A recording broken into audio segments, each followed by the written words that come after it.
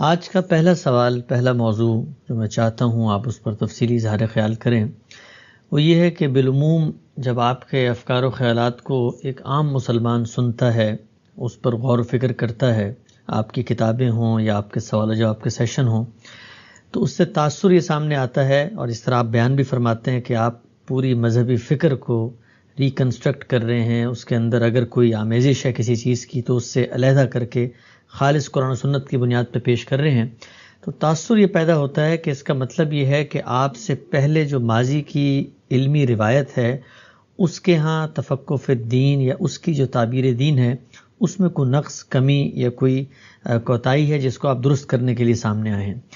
اس کے بعد ایک نتیجہ یہ سامنے آتا ہے کہ لوگ اس پوری جو اسلاف کی روایت ہے اس کو ایک طرف رکھ کے آپ ہی کے جو تفہیم دین ہے اس پر انحصار کرتے ہیں اور نتیجتاً ماضی کی علمی روایت سے اپنے آپ کو کاٹ لیتے ہیں۔ میرا سوال آپ سے آج یہ ہے، یہ بتائیے گا کہ جو ہمارے ماضی کی علمی روایت ہے اس سے کیا ایک شخص، ایک طالب علم جو آپ سے متاثر ہوتا ہے اس کو استفادہ کرنا چاہیے؟ ان کی کیا خدمات ہیں، انہوں نے کس دائرے میں کام کیا تھا، اور آپ جب ان پر کہیں تنقید کرتے ہیں تو اس سے کیا ان کی پوری حیثیت کی نفی کر رہے ہوتے ہیں یا کہیں ان کی کوئی کنٹریبیوشن مانتے بھی ہیں؟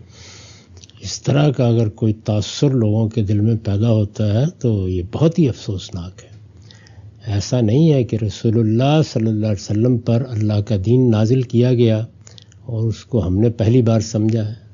اس امت کی تاریخ بڑی روشن تاریخ ہے، اس میں بڑے جلیل القدر اہل علم پیدا ہوئے ہیں، صحابہ کرام میں بھی، تابعین میں بھی، اور اس کے بعد کے دور میں تو ہر علم و فن میں غیر معمولی خدمات بڑے بڑے جلیل القدر اہل علم کی رہی ہیں۔ یہ جو کچھ بھی ہم دین سیکھتے ہیں یا دین کی روایت سے واقفیت حاصل کرتے ہیں وہ انہی کی خدمات کے نتیجے میں حاصل کرتے ہیں۔ اگر ان کو درمیان سے نکال دیں تو سوال یہ ہے کہ پھر دین کے معاملے میں آج اعتماد کے ساتھ کوئی بات کیسے کی جائے گی، کیونکہ دین میں خود اللہ کی کتاب لوگوں ہی کے ذریعے سے منتقل ہوئی ہے، اس امت ہی نے منتقل کی ہے۔ یہ کتاب اگر آج اجماع اور تواتر کی بنیاد پر اخذ کی جا رہی ہے تو وہ اجماع اور تواتر فرشتوں کا تو نہیں ہے نا، اسی امت کا ہے۔ اسی طرح سے سنت ساری کی ساری ایسے ہی منتقل ہوئی ہے، اور ہم پورے اعتماد کے ساتھ کہتے ہیں کہ اگر کسی معاملے میں مسلمان پوری طرح متفق ہیں اور یہ سمجھتے ہیں کہ وہ دین کی حیثیت سے اس پر عمل کر رہے ہیں، اس کے بعد اگر یہ بھی معلوم ہو جاتا ہے کہ ان کے علم کا اس پر اجماع ہے، یہ بھی معلوم ہو جاتا ہے کہ ان کی پچھلی 12، 13، 14 صدیوں کا پورا علمی ریکارڈ اس کی تائید کرتا ہے، تو پھر اس کے دین ہونے میں کوئی شبہ باقی نہیں رہتا، اگر اس میں کوئی فہم کا معاملہ نہیں ہے۔ تو یہ سب اسی لیے ہے کہ ہماری امت کی یہ روشن تاریخ ہمارے پس منظر میں موجود ہے۔ یہ تو دین کے منتقل کرنے کا معاملہ ہے۔ اسی طرح دین کا فہم، یعنی رسالت مآب صلی اللہ علیہ وسلم نے اگر قرآن دیا ہے تو پہلے دن سے لوگوں نے اس کو سمجھنا شروع کیا ہے، ایسا نہیں کہ اس سے بے اعتنائی برت کے بیٹھ گئے ہیں۔ ایسے ہی اگر سنت دی ہے تو سنت کا اطلاق کرنا، سنت کا صحیح فہم حاصل کر کے اس پر عمل کرنا۔ اسی طرح اگر روایات کے ذخیرے میں کوئی ہدایت آئی ہے یا ہمیں یہ کوئی معلوم ہوا ہے کہ فلاں چیز کی توضیح ہو گئی یا اس طرح کا معاملہ ہوا، تو یہ جانتے ہیں آپ کہ ہمارے پاس تو آج کوئی ذرائع نہیں ہے۔ وہی لوگ تھے کہ جنہوں نے راویوں کی تحقیق کی، ایک ایک روایت کو چھانا پھٹکا، اس کے بارے میں ضروری مواد فراہم کیا۔ انہی کا فراہم کردہ مواد ہے کہ جس کو ہم بار بار دیکھتے ہیں یا اس کی مراجعت کرتے ہیں، تو یہ بڑی غیر معمولی خدمات ہے۔ اسی طرح سے جو علوم و فنون ہے، مثال کے طور پر قرآن عربی زبان میں ہے، سنت کا سارا ذخیرہ جو کچھ بھی ہمارے پاس ہے اور فقہا نے اس کو ترتیب دیا ہے وہ بھی عربی زبان میں ہے۔ زیادہ تر بہت تھوڑی چیزیں ہیں کہ جو فارسی میں یا دوسری زبانوں میں ہیں۔ اسی طرح کا معاملہ حدیث کے شروع کا ہے، وہ بھی ظاہر ہے کہ زیادہ تر عربی زبان میں ہے۔ تو یہ سب جو کچھ ہے اس کو سمجھنے کے لیے بہت سے علوم آلات کی حیثیت رکھتے ہیں، جیسے نحو ہے، جیسے ادب ہے، جیسے بلاغت ہے، جیسے معانی ہے۔ اسی طریقے سے خود ہماری فقہ، اس کی ایک بڑی غیر معمولی تاریخ ہے۔ اگر آپ غور کر کے دیکھیں تو کتنے جلیل القدر لوگ پیدا ہوئے ہیں جنہوں نے ایک پورے قانونی نظام کو وضع کر کے مسلمانوں کو دے دیا، جس کی بنیاد پر ان کی سلطنتیں کام کرتی رہی ہیں، ان کے ادارے کام کرتے رہے ہیں۔ یہ ہماری بڑی روشن تاریخ ہے، یعنی یہ کوئی تاریکی کی تاریخ نہیں ہے، لیکن اس میں جب فہم کا معاملہ آتا ہے، تو یہ انسانی فہم ہے. یعنی یہاں معاملہ نہیں ہے، یوں نہیں ہے کہ پچھلے غلطی کر رہے ہیں، نہیں، ہر انسان غلطی کرتا ہے. ہر انسان کے ہاں کہیں نہ کہیں کوئی نقص، کوئی خامی رہ جاتی ہے. وہ ہم کام کریں گے تو ہمارے کام میں بھی رہے گی، ہمارے بعد میں آنے والے آئیں گے وہ کچھ چیزوں کی تصحیح کریں گے، پھر ان کے کام میں بھی رہے گی. تو اس لیے جب یہ کہا جاتا ہے کہ ریکنسٹرکشن کا کام ضروری ہے، تو یہ یوں نہیں ہے کہ ایک صدیوں کے بعد میں یا آپ کریں، ہر وقت ہونا چاہیے. اچھا، ریکنسٹرکشن کیا اصل میں ریویو ہے. یعنی آپ کو جو چیزیں میسر آتی ہیں علم میں، آپ ان کو بار بار جانچتے پرکھتے رہتے ہیں. علم کی اساس کیا ہے؟ تنقید. اچھا، تنقید کوئی برے معنی میں نہیں، یعنی جو مواد، جو ذرائع سے آپ کو چیز ملی ہے اس کو آپ جانچتے پرکھتے رہیں، دیکھتے رہیں کہ اس میں کسی انسان سے کہیں روایت میں غلطی تو نہیں ہو گئی، فہم میں غلطی تو نہیں ہو گئی، کسی چیز کا عمومی شیوع ہو گیا اور واضح نہیں رہا کہ یہ کہاں سے آئی ہے. تو یہ ریویو کا کام ہے جو ہوتے رہنا چاہیے. اس میں ظاہر سی بات ہے کہ ہر دور کے اندر جو لوگ یہ کام کر رہے ہوتے ہیں وہ کسی نہ کسی معاملے کی تصحیح کر رہے ہوتے ہیں اپنی دانست میں یا اپنے فہم کے لحاظ سے، کسی معاملے کی توضیح کر رہے ہوتے ہیں اور کسی جگہ کسی چیز کو ایک نئے استدلال سے پیش کر رہے ہوتے ہیں. تو لوگ ان کی جانب فطری طور پر متوجہ بھی ہوتے ہیں، لیکن ان کو بھی قصہ ماضی ہو جانا ہے، آنے والے پھر اس کے بعد یہ کام کریں گے. تو اس لیے سب سے استفادہ کرنا چاہیے، علم کی پوری روایت کو اپنے پیش نظر رکھنا چاہیے. اس وقت کوئی پیغمبر نہیں ہے، نہ میں نہ کوئی اور، سب اہل علم کی آراء کو سامنے رکھیں. موجودہ زمانے میں بھی جو مختلف مدارس فکر ہیں ان کی بات سنیں، اور عام آدمی کو بھی یہی تعلیم دینی چاہیے کہ یہ درست ہے کہ وہ ہر وقت تحقیق تو نہیں کر سکتا. جہاں وہ پیدا ہوا ہے، جن لوگوں سے انہوں نے دین سیکھا ہے، جو بات اس کو پہلے مرحلے میں معقول لگی وہ اس سے اپنے علم اور اپنے عمل کی ابتدا کرے. پھر اس کے بعد جہاں کہیں کوئی تردد پیش آئے تو اہل علم کی آراء کو جانے، سمجھے، اپنے زمانے کے اہل علم سے استفادہ کرے اور سب سے یکساں استفادہ کرے، سب کو اپنا امام سمجھے اور یہ خیال کرے کہ یہ بہت بڑی رحمت ہے کہ ہماری امت میں ہر دور میں ایسے لوگ پیدا ہوتے رہے ہیں اور بہت جلیل القدر لوگ پیدا ہوتے رہے ہیں جو دین کی شرح و وضاحت کا کام کرتے ہیں، دین سے متعلق علوم پر کام کرتے ہیں.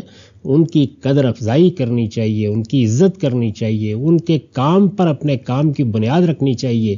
یہ علم کی روایت ہے، اس سے الگ ہو کے علم آگے کیسے بڑھ سکتا ہے؟ تو اس لیے نقد و نظر یا ریکنسٹرکشن یا ریویو یا نظر ثانی یہ تو ایک ہوا اور پانی کی طرح کی ہر وقت کی ضرورت ہے. اس کی بنیاد پر یہ نتیجہ نکال لینا کہ پہلوں نے کوئی بڑی غلطی کر دی، پہلوں ہی نے یہ سب کچھ پہنچایا ہے اور ان کے ہاں یہ روایت انتہائی پختہ رہی ہے. ورنہ خود سوچئے کہ امام ابو حنیفہ سے کیا امام شافعی اختلاف کرتے، اور امام شافعی سے کیا احمد بن حنبل اختلاف کرتے، اور کیا امام ابن تیمیہ اتنے بہت سے معاملات میں نئی آراء قائم کرتے، اور کیا ابن حزم یہ کام کرتے، اور کیا شاطبی پورے کے پورے اصول فقہ کو ایک نئی صورت دے دیتے. تو ہماری امت میں یہ ریکنسٹرکشن کا کام، ریویو کا کام، یہ ہمیشہ ہوتا رہا ہے. البتہ یہ بالکل صحیح ہے کہ بہت غیر معمولی لوگ یہ کام کرتے ہیں. عام طور پر جو علماء ہیں، مساجد میں تعلیم دے رہے ہیں، مدرسوں میں تعلیم دے رہے ہیں، وہ پہلے سے موجود حقائق ہی کی تعلیم دیتے ہیں یا نتائج فکر کی تعلیم دیتے ہیں. یہ بالکل ایسے ہی ہے کہ آپ کے ہر مدرسے میں، ہر کالج میں، ہر اسکول میں سائنس پڑھائی جا رہی ہے، سوشل سائنسز پڑھائی جا رہی ہیں، تو وہاں کے اساتذہ یہ کام نہیں کرتے کہ ان کو ریویو کرنا شروع کر دیں یا ان کی ریکنسٹرکشن کا کام کریں.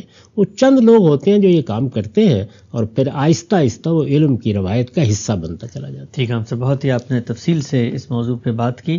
میں تھوڑا سا اس کو آگے بڑھانا چاہوں گا اور ایک ڈائلیما کا اظہار کرتا ہوں آپ کے سامنے. بتائیے اس کو کیسے حل کیا جا سکتا ہے. عام طور پہ جب عام لوگوں کو ہم یہ توجہ دلاتے ہیں کہ ماضی کی تاریخ بڑی زندہ، بڑی روشن، بڑی جاویدہ ہے اور بڑی تابندہ وہ تاریخ ہے، اس پہ اسلاف کی ایک روایت ہے، ہزاروں کتابیں ہیں، علماء کے سلاسل ہیں، لیکن وہ یہ کہتے ہیں کہ بھئی ہم تو ماضی کی روایت کے نمائندہ ان مولوی حضرات کو سمجھتے ہیں، یہ تو ایک دن ایک چیز کو حرام کرتے ہیں، دوسرے دن دوسری چیز کو حلال کرتے ہیں، اور ان کا پبلک انٹریکشن، ان کا پبلک کے ساتھ جو موڈ آف انٹریکشن ہے، زبان، پھر چیزوں کے ساتھ کمیونیکیٹ کرنا، یہ بھی اس طرح سے اپ ٹو ڈیٹ نہیں ہے. تو وہ اس ماضی کی علمی روایت سے اپنے آپ کو جوڑ ہی نہیں پاتے. وہ تو سمجھتے ہیں کہ ماضی کی علمی روایت کا حاصل ہماری مسجد کے مولوی صاحب ہیں. یہ بتائیے گا کہ ہمارے عام مسلمانوں کو اس روایت سے خود کیسے روشناس کرایا جا سکتا ہے اور کیسے یہ بتایا جائے کہ اس روایت کے یہ بڑے لوگ تھے اور ان کے یہ افکار تھے. عام حالات میں تو آدمی اپنے قریب میں جن کو پاتا ہے، بلکہ مولوی صاحب تو کیا، آپ اپنے والدین سے دین سیکھ لیتے ہیں، کسی بزرگ سے سیکھ، آپ کے چچا نے کوئی تعلیم دے دی، اماں جان نے کچھ بتا دیا، دادی اماں نے ایک حکایت سنا دی. تو ہماری زندگی کی ابتدا تو یہیں سے ہوتی ہے. اس لیے کہ دین کا معاملہ یہ نہیں ہے کہ مدرسے میں جائیں گے، اسکول میں داخلہ لیں گے، تب پہلی بار سائنس پڑھائی جائے گی. ٹھیک.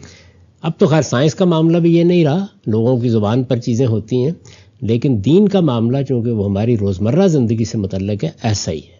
تو اس میں ہر طرف سے آپ کو پہلے اسی طرح کا علم ملتا ہے. مجھے بھی ایسے ہی ملا تھا، یعنی اس سے کسی کا استثناء نہیں ہے.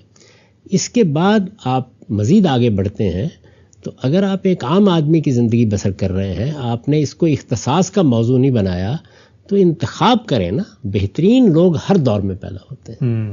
یعنی ہمارے اس زمانے میں اگر آپ غور کر کے دیکھیں تو صرف یہی تو نہیں ہے کہ وہ لوگ کہ جو مسجدوں میں تعلیم دے رہے ہیں ان کی اپنی خدمات ہیں، بہت غیر معمولی خدمات ہیں. انہی مسجدوں کے پس منظر میں بڑی بڑی علمی شخصیات ہیں. وہ بڑی بڑی جو علمی شخصیات ہیں ان کا معاملہ تو یہ نہیں ہوتا کہ وہ استدلال سے اپنی بات سمجھا نہیں سکتے. آپ دیوبندیوں میں دیکھ لیں، آپ بریلویوں میں دیکھ لیں، آپ اہل حدیث میں دیکھ لیں، ہر جگہ آپ کو بہت غیر معمولی علماء اس طرز فکر کے مل جائیں گے.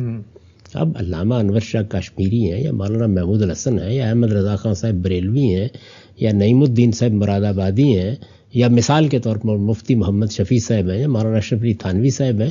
یہ جو لوگ ہیں، اسی طرح اہل حدیث علماء میں مولانا داؤد غزنوی اور بہت سے لوگ ہیں. یہ کوئی معمولی لوگ نہیں ہیں.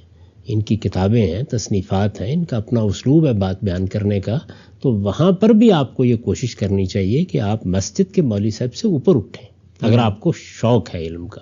یعنی اگر وہی معاملہ ہے کہ ٹھیک ہے جو بات بتا دی گئی، قصہ ختم، اس پہ عمل کر لیں گے، تو عام آدمی تو وہاں مطمئن ہو جاتا ہے. لیکن اگر آپ میں کچھ سیکھنے سمجھنے کا ذوق ہے تو ہماری اردو زبان میں، انگریزی زبان میں، دوسری زبانوں میں بہت سا کام علماء نے کیا. آپ ہر طرز فکر اور ہر مدرسہ فکر کے لوگوں کی آراء کو جان سکتے ہیں. پھر وہ لوگ جنہوں نے اس زمانے میں خاص طور پر بر صغیر میں اسلام کی یا دین کی شرح و وضاحت بہت برتر جگہ پر کی ہے، ان میں مثال کے طور پر شاہ ولی اللہ ہیں.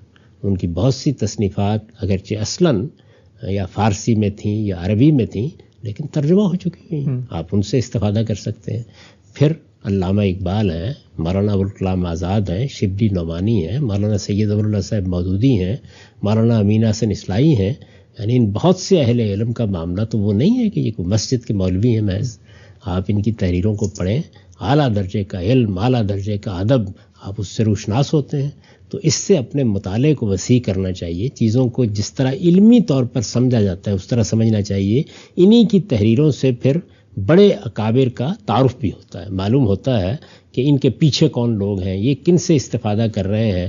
اس میں بہت سی چیزوں سے لوگ واقف ہو جاتے ہیں.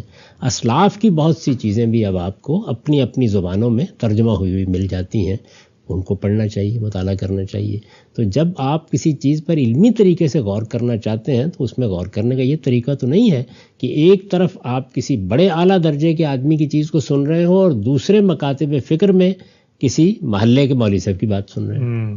برابر کی سطح پر لوگوں کا مطالعہ کریں، دیکھیں کہ وہ کس طرح استدلال کر رہے ہیں، تو پھر آپ کو اندازہ ہوگا کہ علم کی روایت بڑی روشن روایت ہے. اور ہم اس کے اوپر اللہ کا شکر ادا کریں کہ اللہ تعالیٰ نے ایسے جلیل القدر لوگ ہر دور میں پیدا کیے ہیں. باقی یہ مناسبت ہوتی ہے کہ آپ کا زیادہ اطمینان مثال کے طور پر زید پر ہو گیا، بکر پر ہو گیا، جس پر بھی آپ کا اطمینان ہے. لیکن دوسرے اہل علم کو سننا، پڑھنا، جاننا، ان سے سیکھنے کی کوشش کرنا سچے طالب علم کے لیے ناگزیر ہے.